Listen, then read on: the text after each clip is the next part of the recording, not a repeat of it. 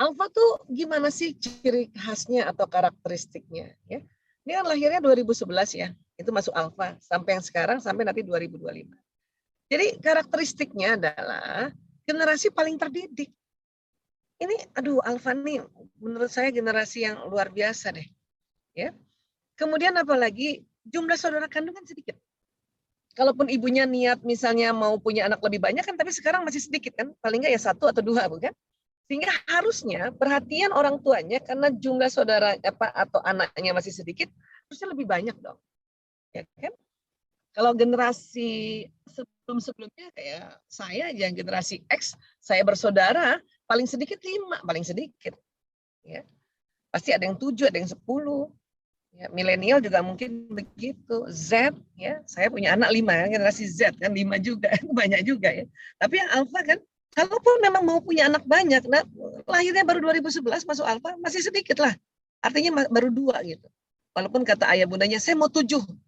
Ya, tapi sekarang kan baru 2. gitu maksud saya ya. Nah, ketiga, mendapatkan fasilitas paling lengkap. Paling lengkap. Kenapa? Ya, banyak banget permainan dengan berbagai macam ragam, Masya Allah. Ya. Dan tentu mereka adalah digital native. Ya. Apa digital native ini? Lahir, ya, melek itu udah digital kanan kiri. Bahkan ya bidan atau dokter kandungan yang menolongnya udah pakai digital semua. Ngukur detak jantung DJJ namanya ya, detak jantung janin aja. Kalau zaman dulu itu pakai alat yang ditempelin di telinga. Sekarang pakai digital semuanya. Nancy ibu hamil mau melahirkan aja pakai tensi digital, udah nggak eraksa lagi. Ya kan? Kalaupun eraksa dikombinasi pakai digital. Jadi lahir tuh kanan kirinya udah digital, bahkan di dalam rahim ibunya sudah digital. Ini alfa. Ya. Bahkan waktu lahir barangkali bapaknya mengabadikannya pakai digital semuanya. Jadi ini harus paham ya. Jadi salah satu ciri generasi adalah digital native, yaitu melek digital sejak usia yang sangat dini. Mereka yang masih balita saja sudah akrab dengan layar smartphone. Ya. Hanya walaupun memang dia digital, ya tidak ya semerta-merta dia langsung juga dididik atau diasuh oleh digital ini. Orang masih ada bapak ibunya. Itulah makanya mengapa riset panjang dari Asosiasi Pediatrik Amerika mengatakan bahwa tolong dong, ya please, sampai begitu dia ngomongnya dalam itu dia punya jurnal. Ya jurnal aja ada kata please ya. Tolong banget 0 sampai 2 tahun. Selebihnya 30 menit 30 menit. Tapi Bu Aisyah kan kemarin pandemi, jadi waktu PAUD usia dini 3 tahun anak-anak sudah belajar pakai digital barang 1 jam sampai ya 2 jam. Itu gimana? Nah, kalau seperti itu ya kita harus juga paham bahwa Allah Ta'ala itu ya, adalah Allah yang maha segalanya, maha dahsyat dalam proses penciptaan. Kenapa? Kalau dalam kondisi darurat, itu tentu ada mekanisme yang darurat juga Allah berikan. Jadi nggak usah juga terlalu takut-takut amat. Ya, kenapa? Karena otak manusia juga ada namanya kecerdasan beradaptasi.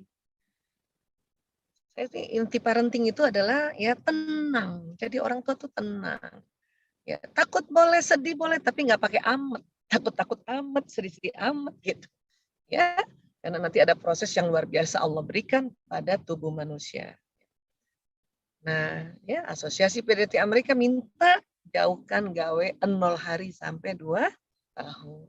Waduh, Bu Aisyah terlanjur nih. Anak saya nih 1 tahun udah saya kenanin gawe. Orang saya baru tahu sekarang. Ya nggak apa-apa, habis gimana lagi orang telanjur. Jadi nanti kalau Bunda punya anak lagi, insya Allah masih bisa kan? Ayolah, kan baru 2 ini. Ayo samain saya tuh 5. Enak loh punya anak banyak. Maka ya the next-nya karena sudah belajar, tolong sekali apa yang nanti ayah bunda sudah dapatkan ya lewat sharing ya. Saya ini nggak ngajar, cuman sharing karena ini risetnya bukan saya yang riset ya. Diterapkan, insya Allah anak kita jauh lebih aman lagi. Ya. Kemudian ya saya mau memperkenalkan bahwa di otak bagian depan ini yang namanya prefrontal cortex inilah yang nanti ya terjadi sambungan-sambungan neuron terjadi memori pengetahuan, memori nasihat, memori ya knowledge atau tuntunan. Nah, disinilah kita ya orang tua nih, ayah bunda, dan nanti kalau anak sudah mulai memasuki usia sekolah, dibantu oleh bapak ibu guru, membantu anak nih mengisi prefrontal korteksnya dengan mengaji dan mengkaji apa yang Allah mau. Sehingga neuron yang terkoneksi di otak bagian prefrontal ini membentuk memori prinsip, memori tuntunan-tuntunan kehidupannya. Kalau dari kecil anak-anak dituntun ini tentang ya tuntunan-tuntunan ad-dinul Islam di dalam otaknya, ya itu insya Allah mau generasi apa aja, anak kita selamat dunia akhir. Adapun tadi teknologi, gawai, gadget dan apapun namanya itu media doang. Saya bersyukur banget nih punya laptop digital. Kalau nggak bisa ketemu ayah bunda di Kayu Putih. Karena sekarang saya lagi nggak di dekat Kayu Putih, saya lagi di Pondok Indah. Kemudian selain di otak, ini juga saya sering sosialisasi jantung, Mbak.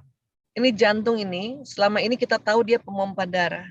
Tapi sejak tahun 91 ada penelitian dari Montreal, Kanada oleh Dr. J. Andre Armour. Rupanya nih, siapa ada guru biologi nggak di sini? Di daerah serambi kanan dan daerah bilik belakang atau namanya dorsoventricle, ternyata ada neuron juga. Tadi kalau di otak 100 miliar, ini 40.000. Dan tadi kalau mengaji dan mengkaji, neuron ini juga tersambung-sambung. Mantap nggak tuh? Ya, Masya Allah. Dan kalau para ilmuwan mengatakan kolbu, ini organnya adalah jantung. Ya, sebetulnya Imam Al-Ghazali sudah bilang di tahun 1110 Masehi, lebih dulu dari si Andre Armour. Cuman waktu itu belum ada teknologi digital. Jadi Al-Ghazali, Imam Al-Ghazali, seluruh ulama-ulama kita tuh Allah kasih taufik dan hidayah, sudah bilang bahwa di titik kolbu itu, atau kolbu itu di jantung, dan ada titik di daerah kolbu ini, suara Tuhan. Kok titik sih Bu Aisyah? Iya, karena memang kecil tempatnya ini. Ini aja karena digedein aja. Ya. Sekarang ayah bunda, bapak ibu guru, coba kepalkan tangan. Nah, itu jantung, ukuran jantungnya masing-masing tuh. Coba taruh di dada sebelah kiri. Ya, nih kayak gini. Itu, ya, itu jantungnya, Bu. Nah, sekarang coba kayak gini, kayak sarangyo gitu ya. Nah, ini nih jantung ini. Yang telunjuk ini dari ya arteri pulmonalis, yang jempol ini kalau kita sarangnya ini aorta. Nah, ini sama-sama ini, ini doang sama-sama ini. Kalau anak-anak sekarang bilang sarangnya, itu namanya mai jantung. Kalau ini nggak bergerak. Kalau bergerak ini bukan mai jantung lagi, bukan mai kolbu ya. Ini cuan kalau dia bergerak. Nah, jadi lagi ya, Imam Al-Ghazali sudah bilang ada di kolbu itu suara Tuhan. Nah, barulah di tahun 1998 para ilmuwan dan ulama yang memang institut namanya Institute of Hermes, itu kerjasama UK sama Arab Saudi nih. Saya sedang sosialisasikan beberapa tahun terakhir. Itu riset tentang kolbu. Itu memang ada suara Tuhan di situ, di kolbu kita ini. Nah, manifestasi suara Tuhan apa yang Allah mau, itulah Al-Quran. Jadi para ilmuwan mengatakan di jantung manusia ada patron tentang apa yang Allah mau. Atau lebih mudahnya ada patron tentang Al-Quran. Tapi masih tipis memang, masih tipis. Dan ini yang tadi saya bilang harus ditebalkan. Dengan cara apa? Dikaji, mengaji, mengkaji, diulang-ulang agar makin tebal. Sehingga pada saat kita mengaji dan mengkaji, tersambung di otak, neuronnya tersambung juga di kolbu. Ini pentingnya anak kita dari kecil masuk sekolah Islam. Sekolah Islam. Saya sekarang ini bahagia banget, bersyukur banget, banyak sekolah Islam. Zaman dulu tuh sedikit. Kalau dari kecil anak-anak tidak diperkenalkan mengaji dan mengkaji, dia kemasukan apa bukan kemasukan jin ya, tapi ilmu lain gitu ya. Ya kapitalisme kah, liberalisme kah, komunisme, hati-hati. Ya, patron Al-Quran di sini ketutup nanti dengan ilmu-ilmu yang seperti tadi saya sebutkan. Ya. Nauzubillah min zalik. Dan bahkan kolbu ini bisa ngomong sama otak. Bisa ngomong sama otak. Ya. Karena otak ini suka iseng. Karena ada apa? Pengaruh emosi. Otak ini suka analisa iseng. Mungkin sudah diajarkan kita jujur. Ya, kalau ulangan jujur gitu. Tapi karena ada takut, khawatir nilainya buruk, dia belum belajar sempurna, maka otaknya, otak emosi bilang nyontek aja, nyontek aja. Nah, kolbu karena nggak ada emosi, dan tentu kalau dia diisi benar dari kecil ya, kolbu bilang, ya, Allah maha melihat, guru nggak ngelihat. Nah, kolbu tuh ngomong sama kita, ya, harus jujur, ayo jujur, dan gitu. Kalau kita dari kecil memperkenalkan prinsip-prinsip ya Islam itu namanya suara kolbu ya. Udah gedean sedikit nih, udah besar sedikit, apalagi yang berdagang ya. Otak suka iseng karena mau cepet kaya ya, sombong pula, takabur misalnya. Dia bilang ya, kurangi timbangan. Cuman kalau dari kecil udah belajar bahwa yang namanya ya berdagang itu timbangannya harus pas, kalau perlu dilebihkan, jantung udah ada itu. Kolbu udah ada, makanya kolbu ngomong, hati-hati, Allah maha lihat. Akhirnya nggak jadi, walaupun ada kepengen awalnya, gara-gara si emosi. Ini otak emosi nih bikin iseng emang. Ya. Nah, dan kemudian ajarkan ilmu ya ini sesuai ya dengan kondisi pengetahuan anak dan apa yang mereka sukai. Ini Rasulullah yang minta. Rasulullah Shallallahu Alaihi Wasallam bersabda, katakanlah kepada manusia sesuai dengan apa yang mereka sukai dan ketahui, serta tinggalkanlah apa yang tidak mereka ketahui dan tidak mereka sukai. Sekarang yang mereka sukai dan ketahui adalah apa?